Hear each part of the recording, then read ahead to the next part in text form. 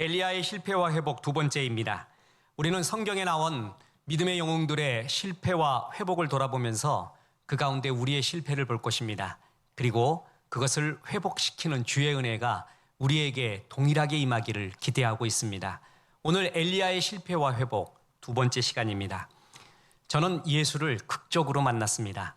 그래서 다른 사람들은 처음부터 교회에서 양육을 받고 디모데와 같이 서서히 하나님에 대한 믿음으로 젖어드는 사람도 있지만 저는 그러지 않았고 극적으로 주님을 만난 대표적인 사람입니다.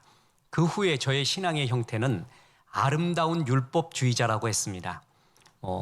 유행가 3번 안 부른다, 거짓말 3번 안 한다, 짤짤이 절대 안 한다, 그리고 차마 말할 수 없는 한 2가지도 있는데 그런 거 하지 않는다. 그걸 지켜가는 것이 신앙인 줄 알았습니다. 그렇게 아름답고 좋은 율법주의자로 지내다가 어느 날 신앙은 능력에 있구나라는 것을 느끼게 되었습니다. 능력의 종이 되자 은사를 받고 능력을 행하는 종. 그래서 실제로 그런 능력 받기 위하여 무덤에 가서 귀신들과 붙어보려고 했고 실화입니다. 그리고 대학 다닐 때 2대 처녀점쟁이가 제일 유명했습니다. 직접 찾아갔습니다. 그래서 한판 붙으려고 했고 무당 보고 막 붙으려고 했고 이것이 신앙의 강력한 능력이라고 생각하는 그런 때가 있었고 지금도 마찬가지입니다. 그런데 그 다음에 느낀 것이 있습니다. 신앙에서 아주 중요한 거는 은혜구나라는 걸 알았습니다. 신앙의 너무나 큰 영역인 은혜. 골로새서 말씀처럼 은혜를 알면서부터 믿음이 자란다고 했습니다. 그래서 은혜가 무엇인가 이 신비의 세계에 대해서 깊이 묵상을 하게 되었습니다. 그리고 그 다음이었습니다. 이제 오늘 말씀과 같이 하나님은 일상의 소중함을 알았습니다.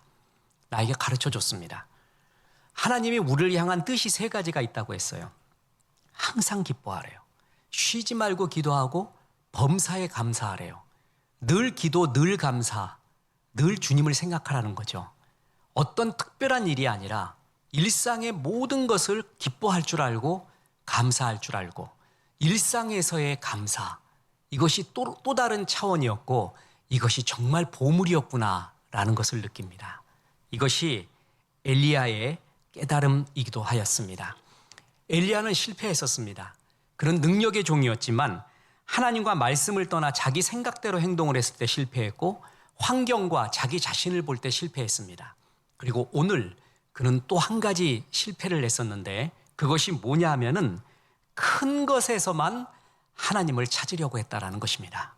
큰 능력, 큰 기적, 특별한 그 무엇, 거기서만 하나님을 찾으려고 했던 것이 엘리야의 실패였습니다. 엘리야는 갈멜산에서 홀로 바알 선지자, 아세라 선지자 450명을 대결하며 하나님이 하나님이신 것을 증명했습니다. 그러자 곧 이세벨이 그의 목숨을 노리고 쫓고 있다는 소식을 듣고는 그 몸을 피해 광야로 들어갑니다. 광야는 거기서 죽기를 바랍니다. 죽고 싶다고 합니다. 그러면서 하나님 앞에 하는 말이 나는 하나님 앞에 특별한 열심이 있었습니다.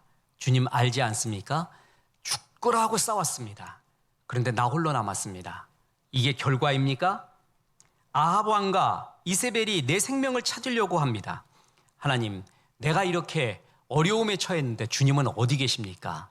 이러면서 광야에서 한탄하고 있었습니다. 그때 주님이 너는 산 중턱에 서라고 명령하십니다. 그래서 엘리야가 섰습니다. 엘리야는 잔뜩 긴장하고 기대도 했을 것입니다. 하나님이 어떻게 나타나시는가? 무슨 말씀을 하시는가? 먼저 강한 바람이 일어났습니다. 19장 11절입니다.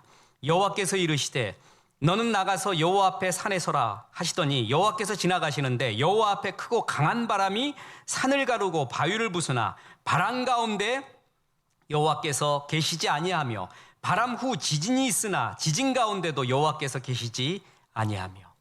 바람, 이것은 하나님의 임재의 상징이기도 합니다. 오순절 마가다락방에서 크고 강한 바람 같은 것이 불었습니다. 요백에 나타날 때도 회오리 바람 같은 큰 바람이 나타났어요. 그래서 바람이 나타났을 때 하나님이 임재하시고 이제 나에게 말씀하는구나 라고 생각했습니다. 그런데 이상하게 엘리야에게 바람 가운데 주님의 임재와 역사가 없었습니다. 그 뒤에 지진이 일어났습니다. 이 지진도 하나님의 임재하심과 말씀하심의 상징도 많이 있습니다. 사도행전 4장에 보면은 기도할 때 땅이 진동을 했습니다. 그런 것이 하나님의 임재의 상징이었는데 이 지진 가운데도 주님은 임재하지 않았습니다. 그 다음에 나타난 것이 불이었습니다. 엘리야는 정말 기대했을 겁니다. 왜냐하면 불의 이미지는 엘리야의 이미지였고 엘리야가 체험한 것이기에 그렇습니다. 보십시오. 19장 12절 또 지진 후에 불이 있으나 불 가운데에서도 여호와께서 계시지 아니하더니 불은 엘리야에게 익숙합니다. 갈멜 산상에서 진짜 신이 무엇인가 보여주기 위하여 바알과 아세라 거짓 선지자 450명과 붙었습니다. 두 개의 제단을 만들었습니다. 하나는 바알과 아세라의 제단, 또 하나는 야훼의 제단, 여호와의 제단이었습니다. 바알과 아세라의 선지자 450은 광란의 춤을 추며 자기 몸에 칼로 막 그으면서 자기의 제단에 불이 내리게 해달라고 기도했습니다. 역사가 일어나지 않습니다. 엘리야가 기도할 때 그냥 기도하지 않았습니다. 이 여호와의 제단에는 물을 부으라고 합니다. 물을 한 번 부은 게 아니라 3번이나 붓습니다. 이거는 휘발유 부어도 물이 타지 않을 판에 지금 물까지 부으라 그러면 이것은 자연적인 인위적인 것이 아니라는 거죠. 분명히 여호와의 불이라는 거죠. 물 3번 붓게 하고 난 다음에 기도합니다. 엘리야의 하나님 불을 내려주옵소서. 그랬더니 불이 엘리야의 제단에 떨어집니다. 열왕기상 18장 38절 이에 여호와의 불이 내려서 번제물과 나무와 돌과 흙을 태우고 또 도랑의 물을 핥은지라. 그래서 이 불의 이미지는 엘리야에게 너무 익숙해요. 불이 왔기에 진짜 이제 하나님이 말씀하는구나 라고 알았어요. 그런데 이번에는 불 가운데도 나타나지 않았습니다. 보십시오. 바람, 지진, 불. 이거는요 누가 생각하지 않아도 하나님의 역사한 거 금방 압니다. 스펙터클해요. 장엄해요. 그래서 생각하지 않아도 이건 주님이 역사한 거구나 누구나 다 알 수 있는 그런 하나님의 계시의 방편이었습니다. 엘리야는 하나님은 이런 곳에 있다고 생각했습니다. 그리고 바람과 지진과 불 같은 것을 체험한 자가, 바람과 불과 지진 같은 역사가 일어난 자가, 또한 그런 것을 가지고 있는 자가 능력자요, 그런 자가 성공한 자라고 생각을 했습니다. 그런데 이번엔 그러지 않았습니다. 그곳에서 하나님이 안 계셨습니다. 엘리야의 실패, 엘리야는 너무 큰 것 속에서만 하나님의 은혜를, 능력을, 사랑을 깨달으려고 했다라는 것입니다. 우리가 감사헌금 내고 이건 주의 은혜입니다 라고 할 때 들어보면은 전부 큰 것이에요. 있을 수 없는 일이 이루어져요. 기적 같은 일이 이루어져요. 드라마틱한 일이 이루어져요. 그건 주의 은혜래요. 그것만 은혜가 아니라는 것입니다. 엘리야에게 하나님이 지금 가르쳐 주려는 게 그겁니다. 다시 말합니다.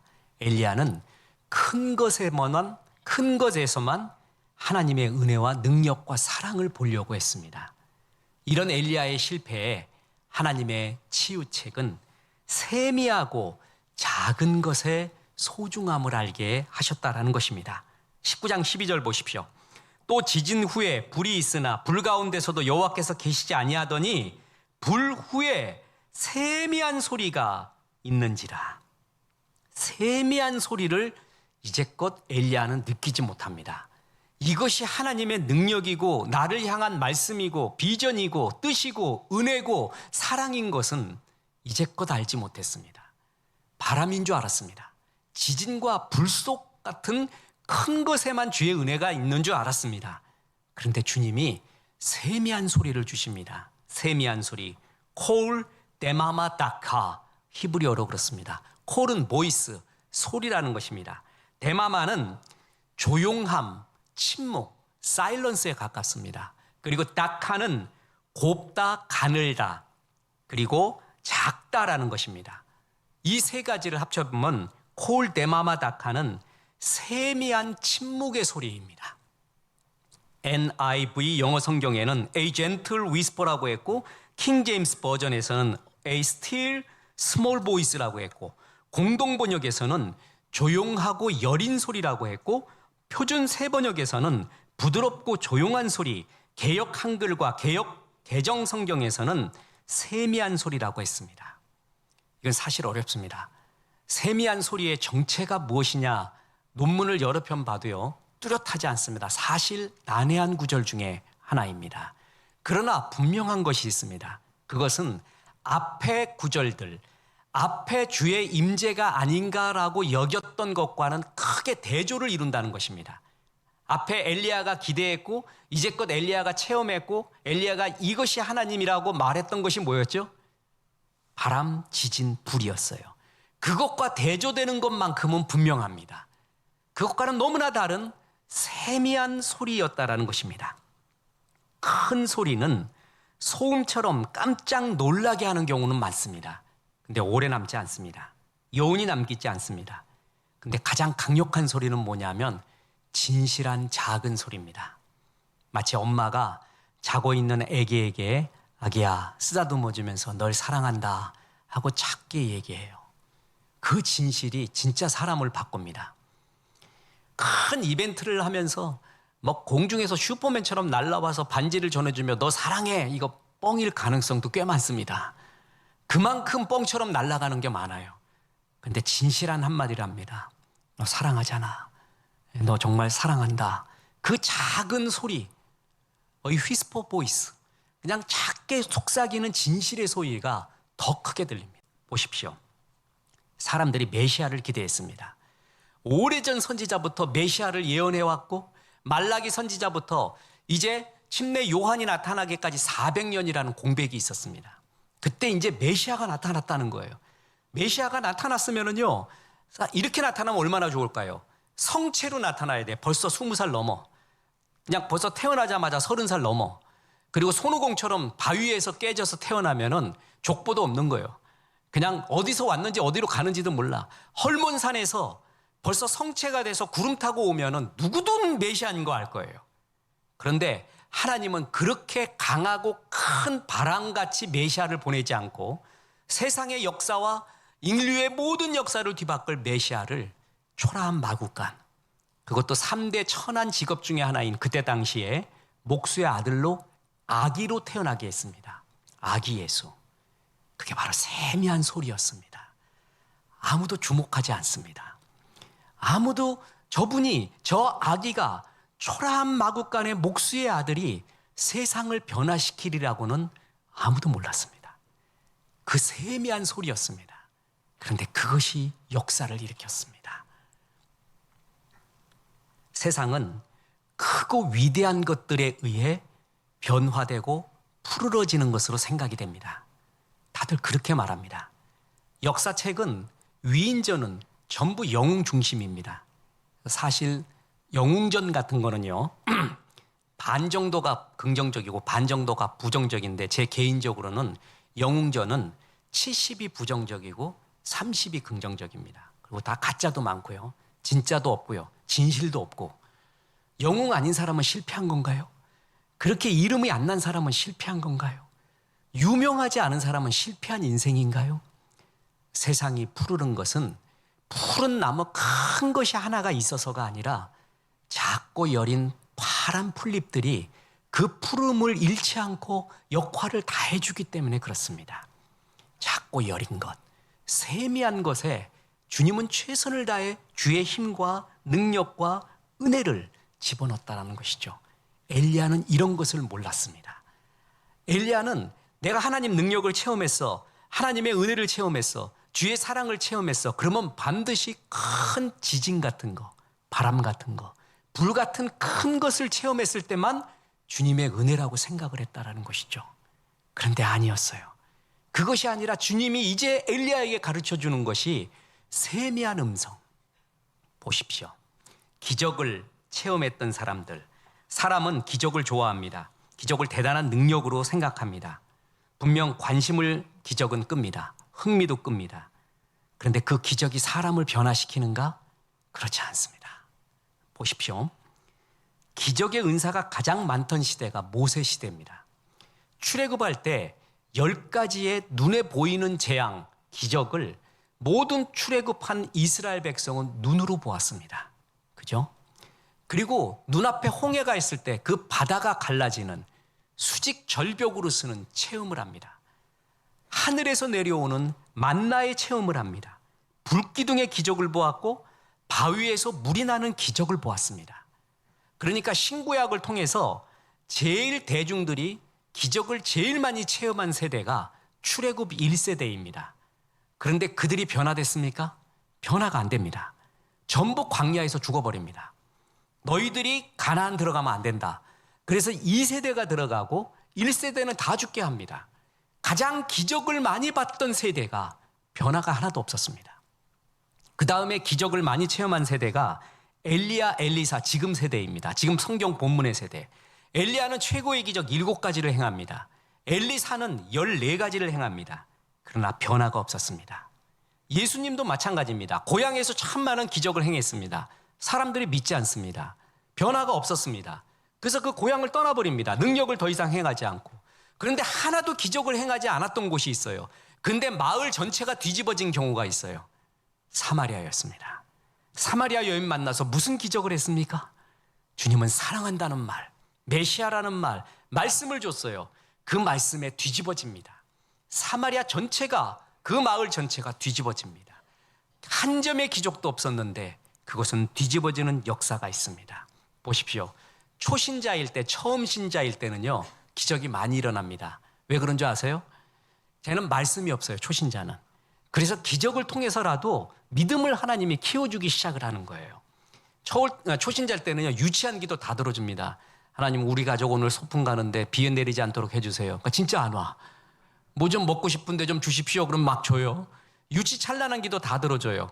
그런데 이제 성숙되고 나니까 기도했습니다. 하나님, 오늘 우리 구역에서 야유회 가는데 비 안 내리게 해주세요. 그랬더니 주님이 말합니다. 지금 비 기다리는 사람도 많은데 내가 네 기도 들어줄까? 그 사람 기도 들어줄까? 이제 이렇게 신학적인 논쟁이 시작이 됩니다. 땅이 가물어 죽겠는데 다들 비 오기 기도하는데 너만 안 오길 기도하냐? 이제부터 초신자가 지나가잖아요. 그럼 우리의 기도는 하나님이 성숙되기를 바라요. 그래서 어떤 기도를 정말 잘 들어주냐 하면 사명의 기도는 정말 잘 들어줍니다. 내가 복음 전하기 원합니다. 복음의 길을 열어주옵소서. 내가 어떻게 저 사람을 주께로 인도할까요? 어떻게 도와줄 수 있을까요? 그럼 갖가지 지혜, 심지어는 뱀을 집으며 독을 마실지라도 죽지 않는 기적과 같은 체험은 사명의 일을 할 때 체험되어집니다. 그러면 초신자 때 나는 기적 같은 기도를 체험을 많이 했는데 지금도 계속 그 기도만 해요. 그 기도만. 그거를 우유부단이라고 합니다. 우유를 못 끊어요. 우유. 이제는 고기를 먹어야 사람이 좀 성장도 하고 그런데 이게 30살 넘었는데도 계속 우유 달래네. 엄마 저 달래네. 그 우유부단하면은요. 그래서 그런 역사가 안 일어나면은 이제 하나님이 날 떠난 것이 아닌가라고 생각을 해요. 그게 늘 기적만 추구하는 사람들이 갖고 있는 맹점입니다. 떠난 게 아니에요. 이제 성숙되라는 거예요. 만나 갖고 평생 사는 게 아니에요.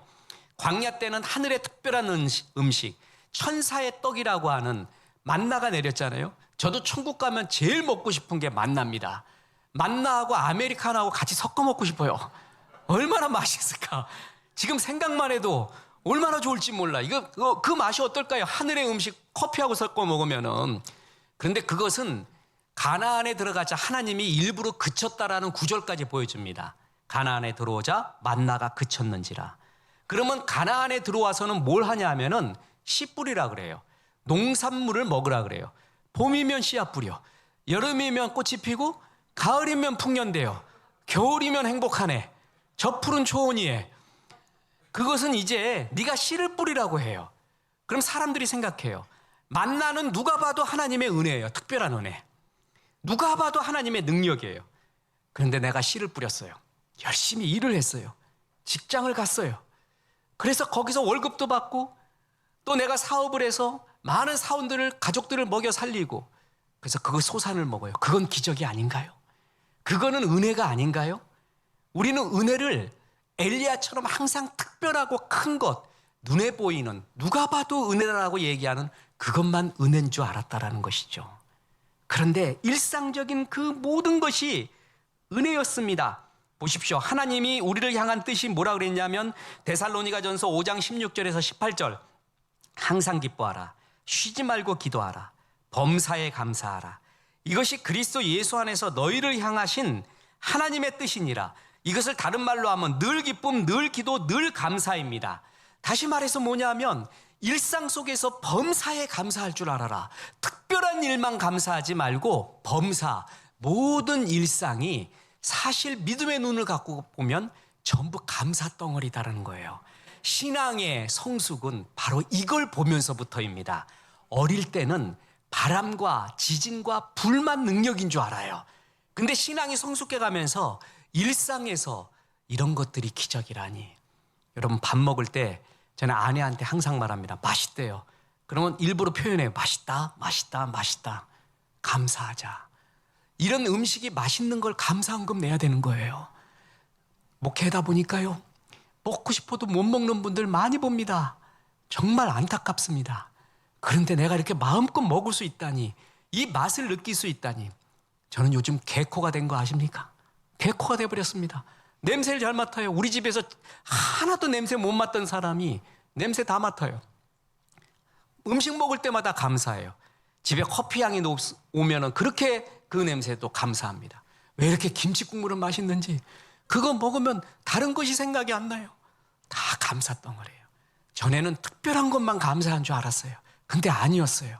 탁구를 칠 수 있는 것, 걸어 다니는 것, 영화와 드라마를 보고 고흐의 그림을 보고 사진을 보고 시를 보고 감동을 느낄 수 있다는 것, 이게 얼마나 살아있고 생생한 하나님의 은혜인지, 그게 세미한 음성, 바로 거기서 하나님을 보라. 기적을 좋아하던 사람들 결국 다 떠납니다. 오병이어의 기적, 이것은요 예수님이 기적을 행할 때는 소수의 사람들에게 그 기적이 보여져요. 그죠? 거기에 모인 사람, 몇 사람. 근데 오병이어의 기적은 예수님의 다른 기적과는 달리 모두에게 보여진 기적입니다. 모두가 볼 수 있는, 대중 모두가 볼 수 있는 특이한 기적이었어요. 근데 그 기적을 본 대중들이 예수님을 십자가에 못 박으라고 소리칩니다.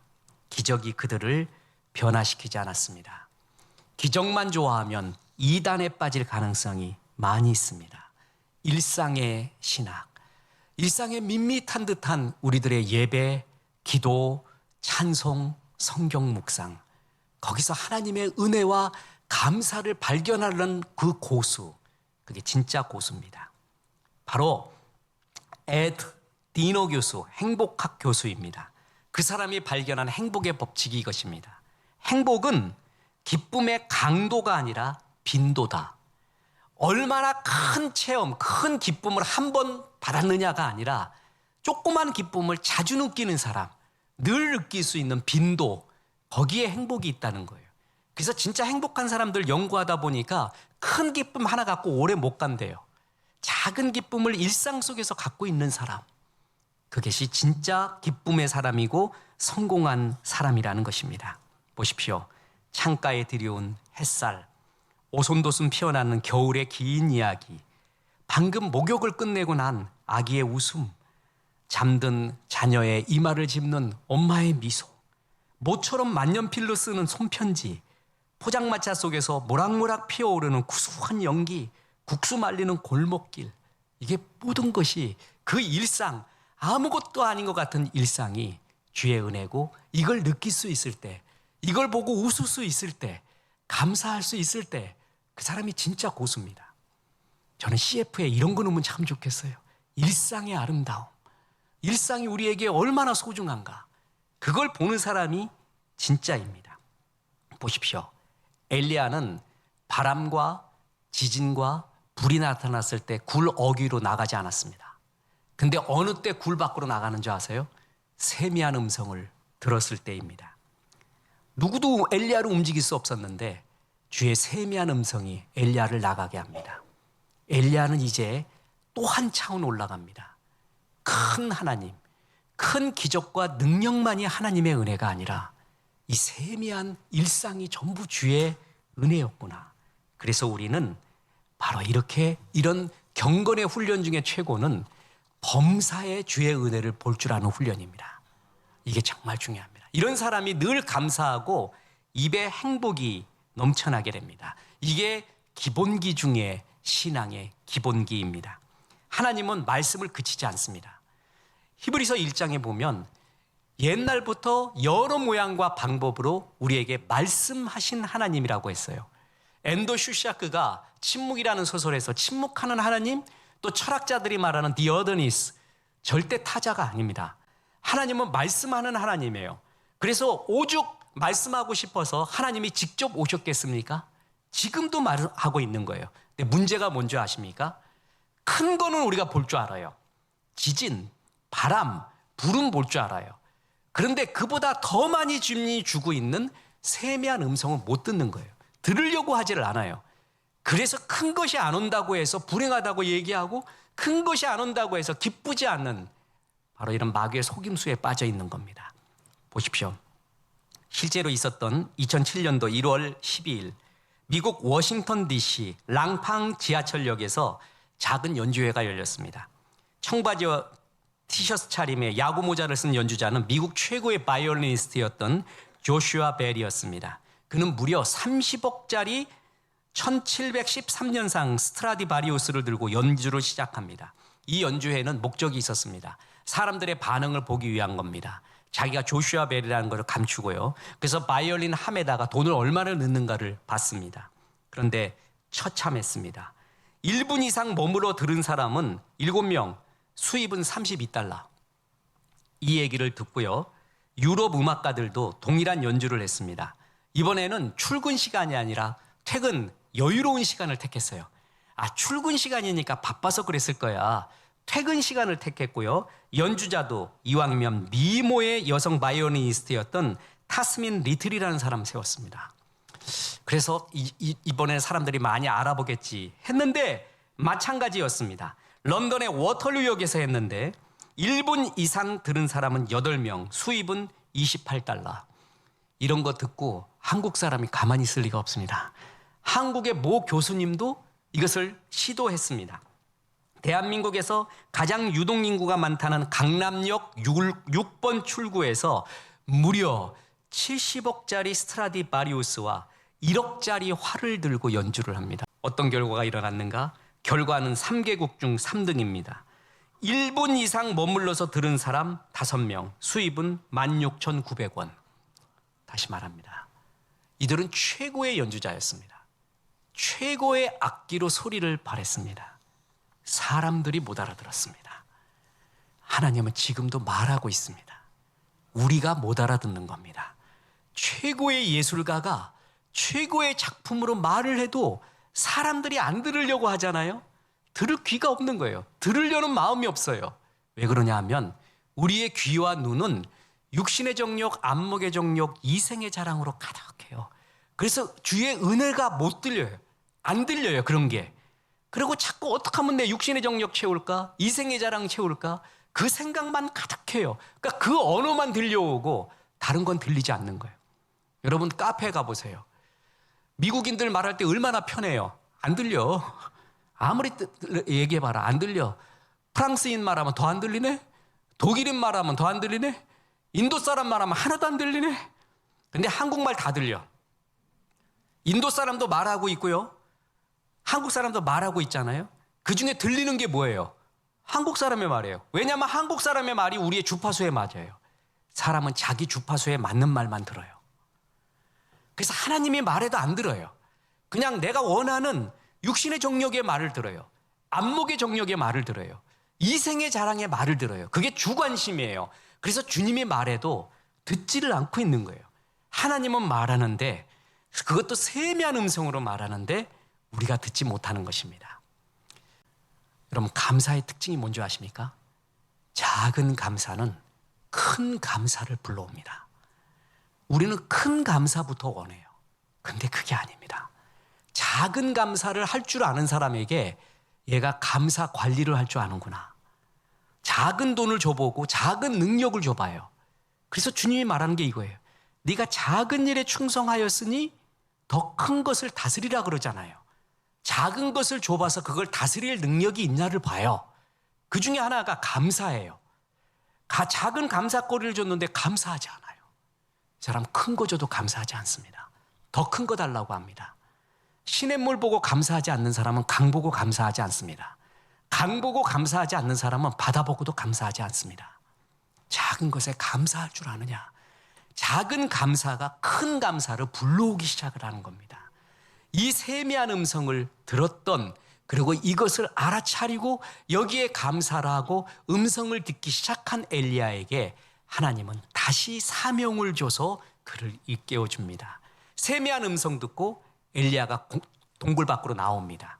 불 내려도 안 나와요. 지진 내려도 안 나와요. 바람 불어도 안 나와요. 근데 세미한 음성 듣고 나옵니다. 그럴 때 우리 주님이 그에게 사명을 새로이 줍니다. 19장 15절, 여호와께서 그에게 이르시되 너는 내 길을 돌이켜 광야를 통하여 다메섹에 가서 이르거든 하사엘에게 기름을 부어 아람의 왕이 되게 하고, 또 님시의 아들 예후에게 기름을 부어 이스라엘의 왕이 되게 하고, 또 아벨 무홀라 사밧의 아들 엘리사에게 기름을 부어 너를 대신하여 선지자가 되게 하라. 하사엘에게 기름 부어 이방의 왕이 되게 하라. 예후에게 기름 부어 이스라엘의 왕이 되게 하고, 엘리사에게 기름 부어 너를 대신할 후계자를 세워라. 이제 국내용 엘리사 선지자가 국제용이 됩니다. 더 큰 영역을 줍니다. 전에 이스라엘에 머물러 있던 그에게 이방의 왕까지 기름 부으라고 합니다. 바람 속에서, 지진 속에서, 불 가운데서가 아닙니다. 세미한 음성에 반응할 줄 아는 엘리야. 그 성숙된 차원으로 넘어갈 때 새로운 차원의 하나님의 사명을 주세요. 그래서 치유를 하십니다. 다시 말합니다. 하나님은 큰 기적 가운데 역사하시는 것 분명합니다. 그런 기적 창세기부터 계시록까지 지금도 일어나고 있습니다. 하나님이 필요하면 그것을 주십니다. 그러나 그것만이 하나님의 은혜가 아닙니다.